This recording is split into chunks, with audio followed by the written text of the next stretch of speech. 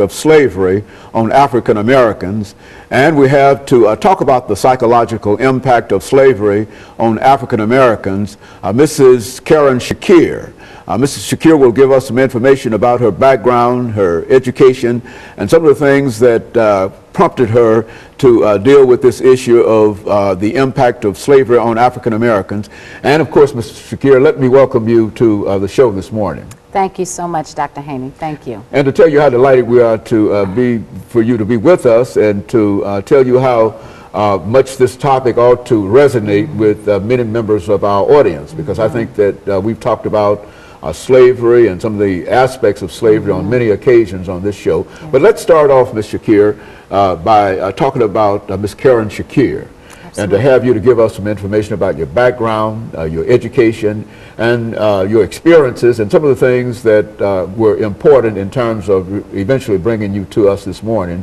And then we'll get into, by that time, the second segment, dealing specifically with the psychological impact of slavery on African Americans. Let's do it that way. Okay, absolutely. Of course, I'm here from Nashville. I was born and raised in Nashville.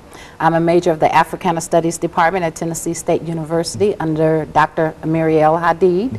I'm a public school teacher, and I have my own school presently on Buchanan Street in North Nashville.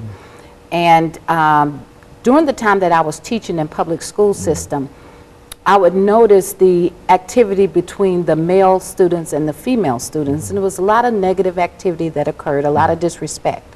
So I often would ask the male students and the female students, how many of you come from single-family homes?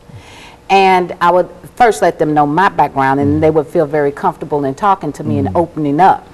And everyone raised their hand in the entire class, and at one time I had 38 students. Everyone raised their hand except 3. And those numbers were really amazing to me. And I started doing it in most of my classes and found out that the biggest problem is the home. So it led me on a long journey. And my journey was to see where the dynamics of the African American family broke down, because something broke down somewhere. We have so many, 50% of the men, period, incarcerated are African American men out of the total amount. And then when I heard the statistic that 1 in every 3 boys will be in jail, it was just alarming to me. And I had to come up with something to fix this problem, or at least get us on track to recognizing what the problem is, and then going in to do a reversal of what has been done on us. And that's where I am today in this particular project. I do workshops and seminars. And I'm so glad to be on your show because we have a real serious problem in our community.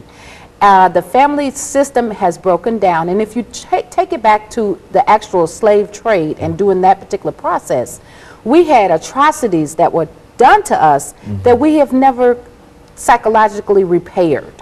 And so that's creating a lot of dissatisfaction in our community. That's creating a lot of disunity. One of the things that I want to pinpoint and talk about, in 3 levels, I talk about the female, her role, the male's role, and then the family as a whole.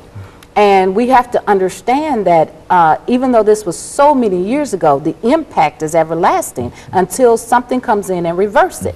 There's a letter out, a great letter, it's a theory letter, but it's called the Willie Lynch letter.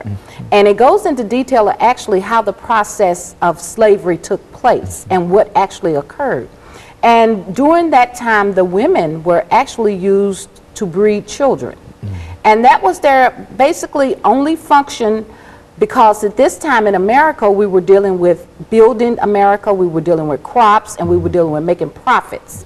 So they cut off the Atlantic slave trade, and whatever slaves were in America, that's what you had. So this huge breeding process took place. It was even plantations where there was nothing going on but breeding. And women were brought in, no connection, no emotion whatsoever, and they was just used as steer basically to breed. And the effects of that is that when you have children and you know that this child may be given up, may end up going for slavery, there's a disconnection that you have with that child, or over the years, or you allow yourself not to bond with that child so closely. And on the other aspect of that, the men were not able to provide and maintain for the woman.